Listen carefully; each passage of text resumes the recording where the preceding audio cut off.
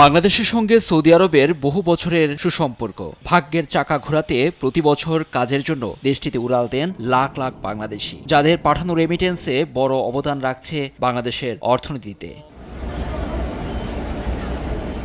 একসময় অবৈধভাবে সৌদি আরবে প্রবেশের চেষ্টা করলেও বদলেছে সময়। পরিশ্রম, সততা আর মেধায় হয়ে উঠছেন সফল উদ্যোক্তা ও ব্যবসায়ী।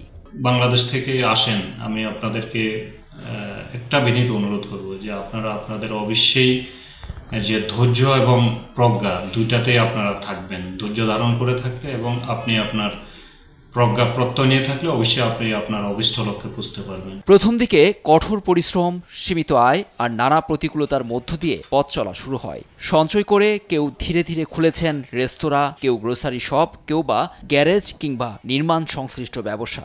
চেষ্টা করবেন নিজের জায়গাটা তৈরি করে নিতে। একটা সময় আমরা বিশ্বাস করি যে আপনি আপনার কাঙ্ক্ষিত লক্ষ্যে পৌঁছতে পারবেন। শুধু নিজেরাই স্বাবলম্বী হচ্ছেন না, দেশের লোক নিয়ে সৃষ্টি করছেন কর্মসংস্থানের সুযোগ। সঠিক পরিকল্পনা, আইন মানা এবং দক্ষতা বাড়ানোর সুযোগ পেলে সৌদি আরবে অনেক বাংলাদেশি শ্রমিক ভবিষ্যতে সফল উদ্যোক্তা হিসেবে গড়ে উঠতে পারেন। সৌদি আরবের বাজার খুব কম্পিটিশন এবং খুবই কম্পিটিটিভ একটা মার্কেট। এখানে এই কম্পিটিশন এবং কম্পিটিটিভ মার্কেটে টিকতে হলে আমাকে যেটা করতে হবে সেটা হলো আমাদেরকে স্কিলড হতে হবে।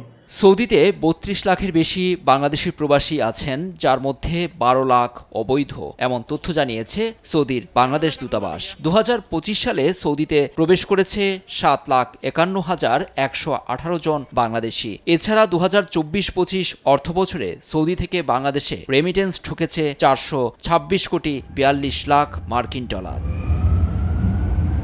নিউজ ডেস্ক, দেশ টিভি।